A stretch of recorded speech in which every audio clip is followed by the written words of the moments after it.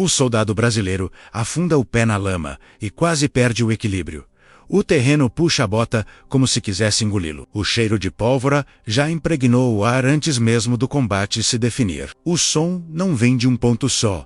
Tiros estouram à frente, à esquerda, atrás, misturados com gritos abafados e ordens cortadas pela fumaça. Ele não enxerga o inimigo claramente, só sombras se movendo entre a vegetação baixa e o terreno irregular. Mas a ordem é avançar, não parar, não pensar. Porque parar significa virar alvo. À frente, a linha paraguaia começa a se revelar aos poucos, bandeiras surgem e desaparecem entre a fumaça. Oficiais paraguaios gritam ordens em espanhol e guarani, tentando manter algum tipo de controle, enquanto do lado brasileiro não há espaço para hesitação. Não há plano B visível para quem está na linha de frente. Atrás deles não está apenas o rio ou a retaguarda, está o peso de anos de guerra de perdas acumuladas. De um império inteiro cobrando resultado, porque aquela ofensiva não é apenas mais um confronto, é uma tentativa desesperada de provar que o exército brasileiro ainda consegue decidir uma batalha rapidamente, ainda consegue impor choque e disciplina, ainda consegue vencer sem se arrastar por dias de carnificina. E mesmo que o soldado não entenda os detalhes políticos, ele sente o peso disso na forma como os oficiais gritam, na urgência das ordens. Na ausência total de qualquer possibilidade de recuo, quando os primeiros disparos de artilharia brasileira cortam o campo. Não é um bombardeio prolongado. É fogo curto, preciso, calculado para abrir caminho. Cada explosão levanta lama, corpos, estilhaços e cria brechas instantâneas na defesa paraguaia do outro lado. Solano Lopes apostou tudo naquele terreno. Um campo difícil, irregular, pantanoso em partes, acreditando que ali o inimigo sangraria, que o avanço perderia ritmo, que o choque se diluiria.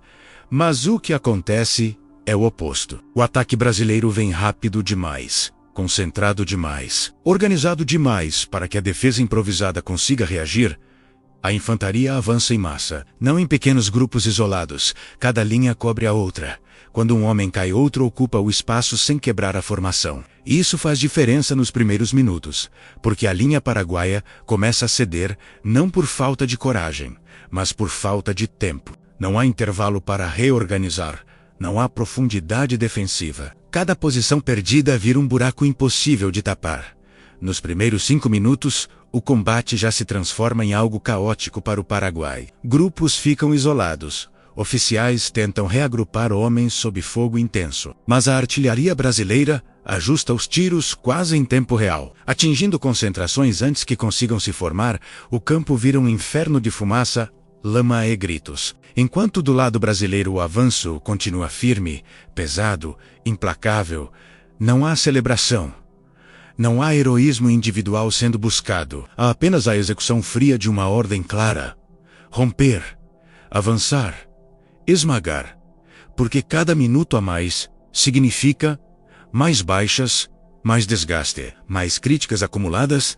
Longe dali, no Rio de Janeiro, onde jornais já falam em fracasso da guerra, deputados pressionam por cortes, ministros questionam se vale a pena continuar. E é por isso que Avaí precisa ser rápida, precisa ser decisiva, precisa ser violenta o suficiente para não deixar dúvidas. Enquanto isso, na linha de frente, o soldado brasileiro mal percebe a passagem do tempo. Para ele tudo acontece ao mesmo tempo. O disparo, o avanço, o choque corpo a corpo em alguns pontos onde a distância desaparece. Baionetas surgem, homens tropeçam, caem, levantam, continuam. A resistência paraguaia ainda existe, ainda atira, ainda luta, mas ela começa a se fragmentar. Deixa de ser uma linha contínua e vira bolsões de combate isolados. E essa fragmentação é fatal, porque o exército brasileiro explora cada falha imediatamente. Muda o eixo do ataque sem parar, pressiona onde sente fraqueza, fecha flancos improvisados, transforma a confusão em colapso. E enquanto isso acontece, ninguém ainda tem noção exata dos números.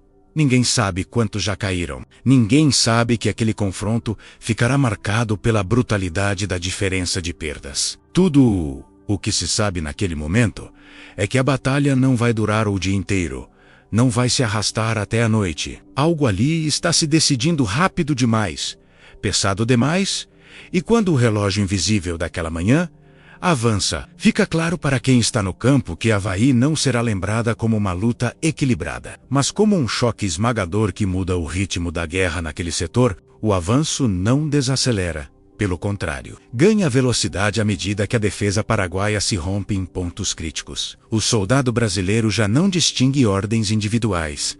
O que o move é o fluxo da tropa, um empurrão constante para frente, como se a própria massa humana tivesse decidido que não há retorno possível. A fumaça começa a se dissipar em alguns trechos e revela cenas fragmentadas. Grupos paraguaios tentando formar linhas improvisadas. Oficiais brandindo espadas e gritando para homens exaustos permanecerem em posição. Mas o tempo simplesmente não existe para eles. Cada tentativa de reorganização é esmagada quase imediatamente por fogo concentrado. A artilharia brasileira, posicionada para acompanhar o avanço, dispara curto e preciso, não para destruir o terreno, mas para quebrar a vontade de resistir.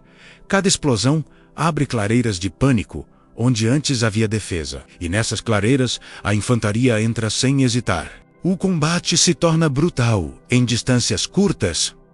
Tiros, a queima, rupa, baionetas, coronhadas, homens lutando na lama escorregadia onde cair, significa muitas vezes não levantar mais. Mas mesmo nesse caos há uma diferença clara. Os brasileiros avançam em bloco. Os paraguaios reagem em fragmentos.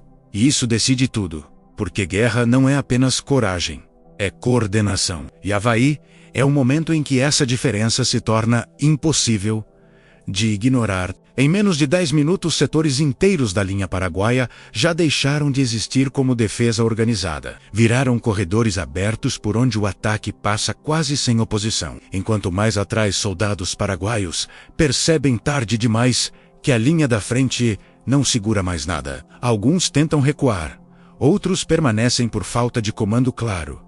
E essa indecisão custa caro, porque o exército brasileiro não dá tempo para dúvidas, pressiona continuamente, fecha os flancos, corta caminhos de retirada, transforma o campo em um espaço cada vez menor para quem tenta resistir. O soldado brasileiro percebe que já não atiram apenas à frente.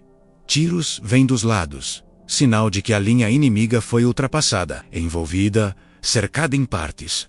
E esse é o ponto de não retorno. Quando uma força percebe que está sendo engolida por todos os lados, o colapso deixa de ser uma possibilidade e vira questão de minutos. Alguns paraguaios ainda lutam com ferocidade desesperada, conscientes de que não haverá misericórdia naquele choque, mas a maioria já luta sem ilusão, apenas para ganhar tempo, talvez para permitir que outros escapem, talvez apenas por instinto. E enquanto isso, o campo se enche de corpos, de equipamentos abandonados, de armas largadas na lama. A diferença numérica começa a se tornar visível até para quem não conta homens. Há mais uniformes paraguaios caídos do que brasileiros. Muito mais. E isso se reflete no ritmo do avanço, que continua praticamente ininterrupto. Não há pausa para reorganização porque não há necessidade. A resistência que sobra é localizada, pontual, facilmente esmagada por unidades que já aprenderam a se mover naquele terreno. O soldado brasileiro já não sente o peso do medo inicial. Sente apenas cansaço e uma estranha sensação de inevitabilidade, como se tudo já estivesse decidido e ele apenas estivesse atravessando os últimos minutos de algo maior. Quando o centro paraguaio finalmente colapsa por completo, não há anúncio N ou a Clarim. Apenas a percepção gradual de que os disparos diminuem, que os gritos se afastam, que o inimigo deixa de existir como força coerente. O que resta são pequenos grupos tentando fugir, sendo capturados ou abatidos, e oficiais brasileiros começam a perceber a dimensão do que aconteceu. A batalha não durou horas. Não exigiu manobras longas, não se arrastou, foi um esmagamento rápido, violento, quase cirúrgico em sua brutalidade, e isso muda tudo. Porque Havaí não é apenas uma vitória tática, é uma demonstração de que o exército brasileiro ainda é capaz de impor decisão em campo aberto, de quebrar o inimigo em minutos E essa percepção corre rápido pelas fileiras. Oficiais trocam olhares incrédulos. Soldados começam a entender que sobreviveram a algo que entrará para a história, enquanto longe dali, sem ainda saber os números exatos, a guerra acaba de mudar de ritmo. Porque quando uma força perde milhares de homens em um espaço tão curto de tempo, não perde apenas soldados, perde capacidade de resistir. Perde moral, perde futuro, e o que começou como mais um avanço em terreno, difícil termina como um dos golpes mais devastadores já sofridos pelo Paraguai em toda a guerra. Um golpe que não encerra o conflito, mas o empurra definitivamente para um caminho sem volta. O silêncio que se instala no campo não vem de imediato. Ele chega em ondas curtas. Primeiro os disparos cessam em alguns setores. Depois os gritos se tornam mais espaçados, até que resta apenas o som pesado da respiração dos sobreviventes e o barulho da lama sendo pisada por homens que ainda não sabem se a batalha realmente acabou. Oficiais brasileiros começam a percorrer as posições conquistadas. Confirmam visualmente aquilo que já parecia evidente. Não há mais linha paraguaia. Não há reserva organizada ou a contra-ataque possível. O que existia como força defensiva foi quebrado em um intervalo tão curto que muitos combatentes só agora percebem a dimensão do que viveram. Relógios são consultados, relatos são cruzados, e a constatação se espalha rapidamente. O combate decisivo durou cerca de 15 minutos. 15 minutos de avanço contínuo que produziram um resultado devastador. No levantamento inicial, os números começam a aparecer. Aproximadamente 3.000 paraguaios mortos ou fora de combate, contra cerca de 300 soldados brasileiros mortos. Uma diferença brutal que confirma o que o campo já mostrava. Avaí não foi uma batalha equilibrada. Foi um esmagamento. E isso não acontece por acaso. Acontece quando um exército mantém coesão enquanto o outro perde comando. Acontece quando velocidade e coordenação anulam qualquer tentativa de resistência. Os soldados brasileiros começam a se reagrupar. Muitos sentam no chão exaustos. Outros permanecem de pé olhando ao redor como se ainda esperassem outro ataque. A adrenalina demora a baixar, porque vencer tão rápido também desorienta. Não houve tempo para medo prolongado. Não houve tempo para reflexão. Apenas ação contínua, até o fim. Oficiais superiores entendem naquele momento que Avaí marca uma virada definitiva. Não apenas pelo número de mortos, mas pelo efeito estratégico. O Paraguai acaba de perder milhares de homens em um golpe só. Homens que não podem ser substituídos. Não há mais reservas treinadas. Não há mais capacidade de montar uma defesa sólida em campo aberto. A guerra entra em sua fase final ali. Não oficialmente.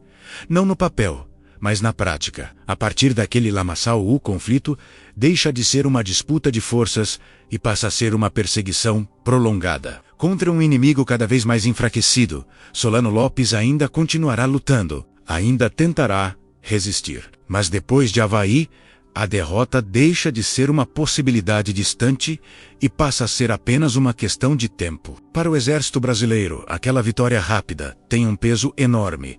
Prova que a força ainda é capaz de decidir batalhas em minutos. Prova que o sacrifício feito até ali não foi em vão. Prova que a guerra, por mais longa e sangrenta que tenha sido, estava se aproximando de um desfecho inevitável. Avaí entra para a história não como a maior batalha da Guerra do Paraguai, mas como uma das mais rápidas e esmagadoras. O momento em que ficou claro que o equilíbrio havia sido destruído de vez. 15 minutos que custaram milhares de vidas e selaram o destino de uma nação em guerra. Inscreva-se agora, ative o sininho e comente sua cidade e país, para que a história da Batalha de Avaí jamais seja esquecida. Porque lembrar desses 15 minutos é entender como a guerra realmente terminou.